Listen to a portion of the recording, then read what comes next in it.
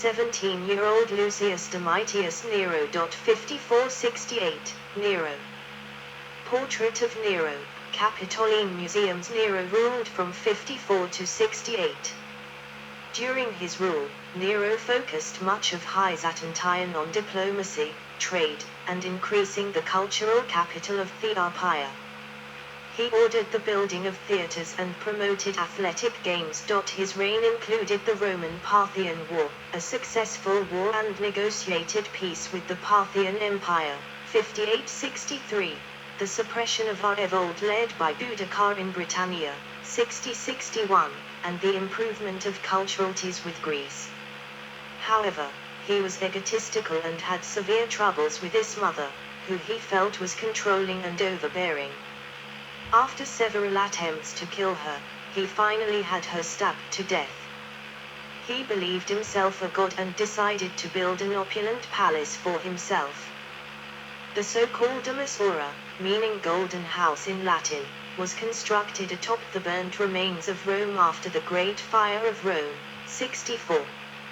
Because of the convenience of this, many believe that Nero was ultimately responsible for the fire, spawning the legend of him fiddling while Rome burned, which is most certainly untrue.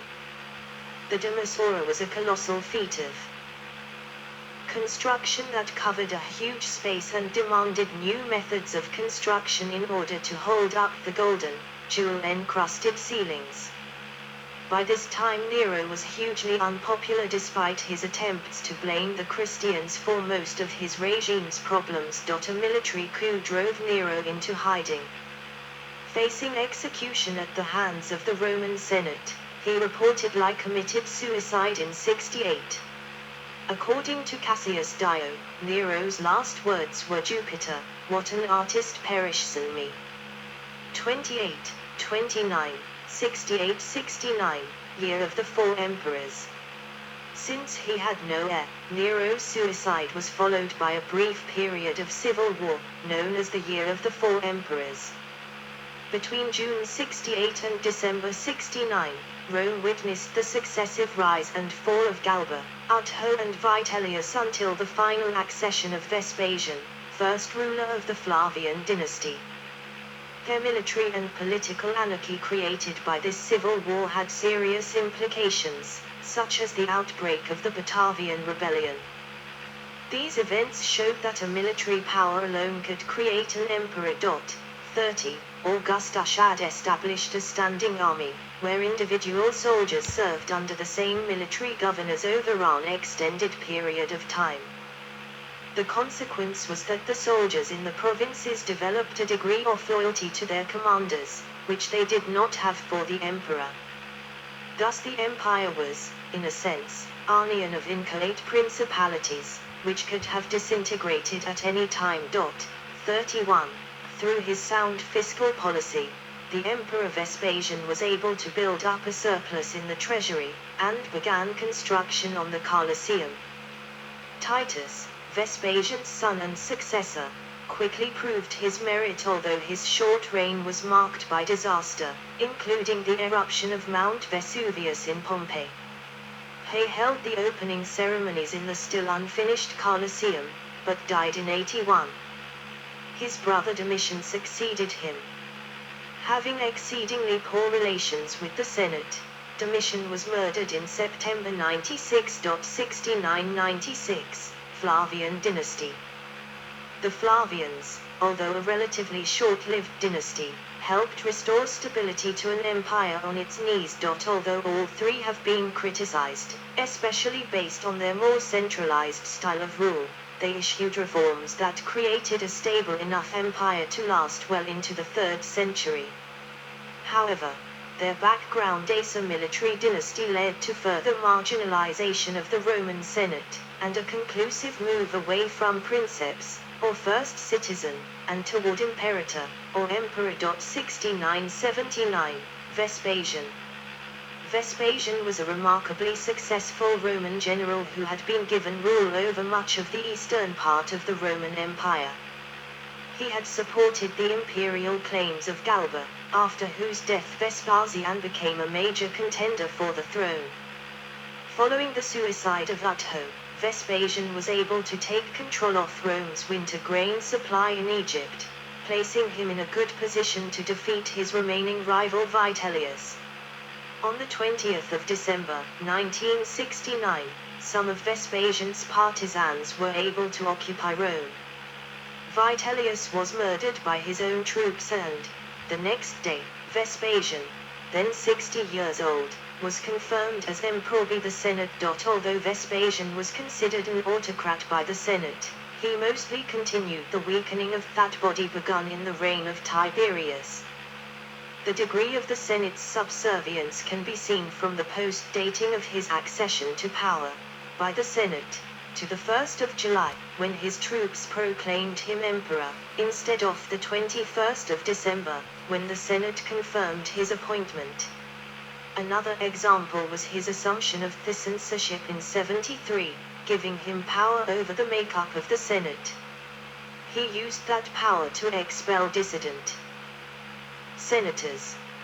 At the same time, he increased the number of senators from 200, at that low level because of the actions of Nero and the year of crisis that followed, to 1,000. Most of the new senators came not from Rome but from Italy and the urban centers within the western provinces. Vespasian commissioned the Colosseum in Rome.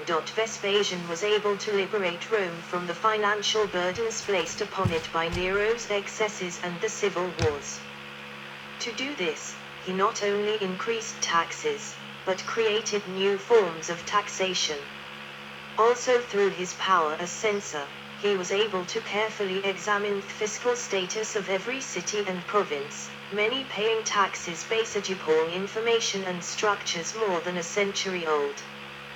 Through his sound fiscal policy, he was able to build up a surplus in the treasury and embark on public works projects. It was he who first commissioned the Amphitheatrum Flavium, Colosseum. He also built the Forum of Vespasian, whose centerpiece was the Temple of Peace. In addition, he allotted sizable subsidies to the arts, and created a chair of rhetoric at Rome. Vespasian was also an effective emperor for the provinces, having posts all across the empire, both east and west. In the west he gave considerable favoritism to Hispania, the Iberian Peninsula, comprising modern Spain and Portugal, in which he granted Latin rights to over 300 towns and cities, promoting a new era of urbanization throughout the western, formerly barbarian, provinces. Through the additions he made to the Senate, he allowed greater influence of the provinces in the Senate, helping to promote unity in the empire. He also extended the borders of the empire, mostly done to help strengthen the frontier defenses, one of Vespasian's main goals. The crisis of 69 had wrought havoc on the army. One of the most marked problems had been the support lent by provincial legions to men who supposedly represented the best will of their province. This was mostly caused by the placement of native auxiliary units in the areas they were recruited in, a practice Vespasian stopped. He mixed auxiliary units with men from other areas of the empire or moved the units away from where they were recruited. Also, to reduce further the chances of another military coup, he broke up the legions and, instead of placing them in singular concentrations, spread them along the border. Perhaps the most important military reform he undertook was the extension of legion recruitment from exclusively Italy to Gaul and Hispania, in line with the Romanization of those areas. 79-81, Titus. Titus's triumph after the First Jewish-Roman War was celebrated with the Arch of Titus in Rome, which shows treasures taken from the Temple. Titus, the eldest son of Vespasian, had been groomed to rule. He had served as an effective general under his father, helping to secure the east and eventually taking over the command of Roman armies in Syria and Judea, quelling a significant First Jewish-Roman War at the time. He shared the consulship for several years with his father and received the best tutelage. Although there was some trepidation when he took office because of his known dealings with some of the less respectable elements of Roman society, He quickly proved his merit, even recalling many exiled by his father as a show of good faith. However, his short reign was marked by disaster. In 79, Mount Vesuvius erupted in Pompeii, and in 80, a fire destroyed much of Rome. His generosity in rebuilding after these tragedies made him very popular. Titus was very proud of his work on the vast amphitheater begun by his father. He held the opening ceremonies in the still unfinished edifice during the year 80, celebrating with a lavish show that featured 100 gladiators and lasted 100 days.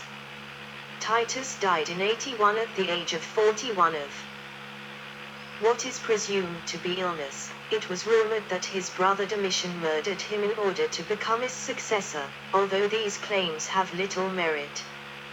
Whatever the case, he was greatly mourned and missed. 8196, Domitian. Domitian bust in the Louvre, Paris. All of the Flavians had rather poor relations with the Senate due to the autocratic rule. However, Domitian was the only one who encountered significant problems. His continuous control as consul and censor throughout his rule, the former his father shared in much the same way as his Julio-Claudian forerunners, the latter presented difficulty even to obtain were unheard of. In addition, he often appeared in full military regalia as an imperator, an affront to the idea of what the Principate-era emperor's power was based upon, the emperor as the princeps. His reputation in the Senate aside, he kept the people of Rome happy through various measures including donations to every resident of Rome, wild spectacles in the newly finished Colosseum, and the continuation of the public works projects of his father and brother. He also apparently had the good fiscal sense of his father. Although he spent lavishly, his successors came to power with a well-endowed treasury. Domitian repelled the Dacians in his Dacian War. The Dacians had sought to conquer Moesia, south of the Danube in the Roman Balkans. Toward the end of his reign, Domitian became extremely paranoid, which probably had its roots in the treatment he received by his father. Although given significant responsibility, he was never trusted with anything important without supervision. This flowered into the severe and perhaps pathological repercussions following the short-lived rebellion in 89 of Lucius Antonius Saturninus, a governor and commander in Germania Superior. Domitian's paranoia led to a large number of arrests, executions, and seizures of property, which might help explain his ability to spend so lavishly. Eventually it reached the point where even his closest advisors and family members lived in fear. This led to his murder in 96, orchestrated by his enemies in the Senate, Stephanus, the steward of the deceased Julia Flavia, members of Praetorian Guard and the Empress Domitia Longina. 96 180, 5 good emperors. Situation of Eurasia in 2nd century AD. The next century came to be known as the period of the 5 good emperors, in which the succession was peaceful and the empire prosperous. The emperors of this period were Nerva, 96-98, Trajan, 98-117, Hadrian, 117-138, Antoninus Pius, 138-161, and Marcus Aurelius, 161-180, each one adopted by his predecessor as his successor during the former's lifetime. While their respective choices of successor were based upon the merits of the individual men they selected rather than dynastic, it has been argued that the real reason for the lasting success of the adoptive scheme of succession lay more with the fact that none but the last had a natural heir. The last 2 emperors of the 5 good emperors and Commodus are also called Antonines. 96-98, Nerva. After his accession, Nerva set a new tone. He released those imprisoned for treason, banned future prosecutions for treason, restored much confiscated property, and involved the Roman Senate in his rule. He probably did so as a means to remain relatively popular and therefore alive, but this did not completely aid him. Support for Domitian in the army remained strong. and in October 97 the Praetorian Guard laid siege to the imperial palace on the Palatine Hill and took Nerva hostage. He was forced to submit to their demands, agreeing to hand over those responsible for Domitian's death and even giving a speech thanking the rebellious Praetorians. Nerva then adopted Trajan, a commander of the armies on the German frontier, as his successor shortly thereafter in order to bolster his own rule. Casperius Aelianus, the guard prefect responsible for the mutiny against Nerva, was later executed under Trajan. 98-117, Trajan. Trajan's column in Trajan's Forum marble with stone-carved reliefs that show various scenes depicting events of Trajan's Dacian wars upon his accession to the throne.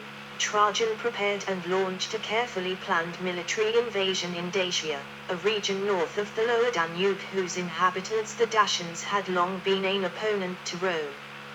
In 101, Trajan personally crossed the Danube and defeated the armies of the Dacian king Despalus at the Battle of Tarpi. The emperor decided not to press on towards a final conquest as his armies needed reorganization, but he did impose a very hard peace conditions on the Dacians. At Rome, Trajan was received as a hero and he took the name of Dacicus, a title that appears on his coinage of this period. 32. Despalus complied with terms for a time, but before long he began inciting revolt. In 105 Trajan once again invaded and after a year-long invasion ultimately defeated the Dacians by conquering their capital, Sarmizegetusa Regia. King Despalus, cornered by the Roman cavalry, eventually committed suicide rather than being captured and humiliated in Rome.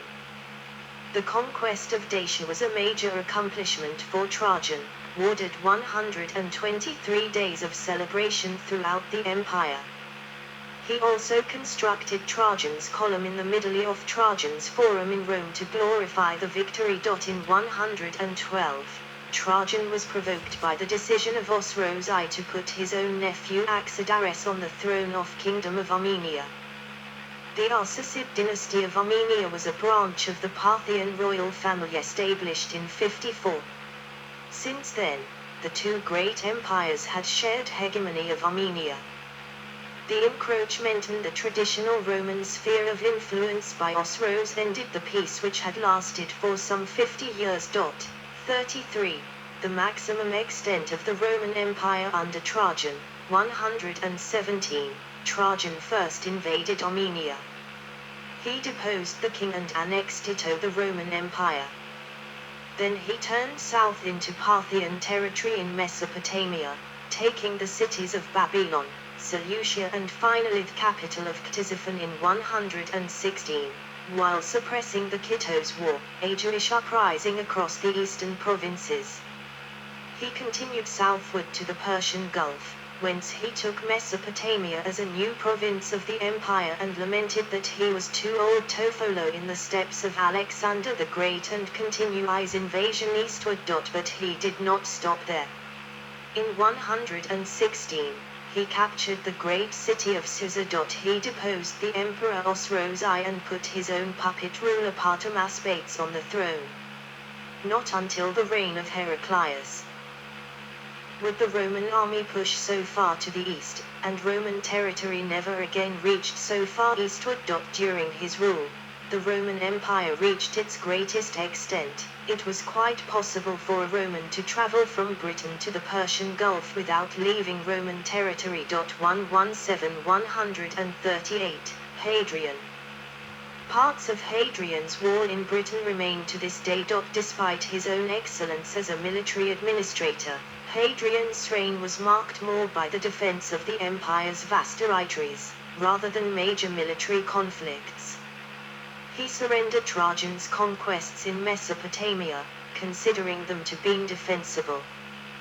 There was almost a war with Vologases III of Parthia around 121, but the threat was averted when Hadrian succeeded in negotiating a peace.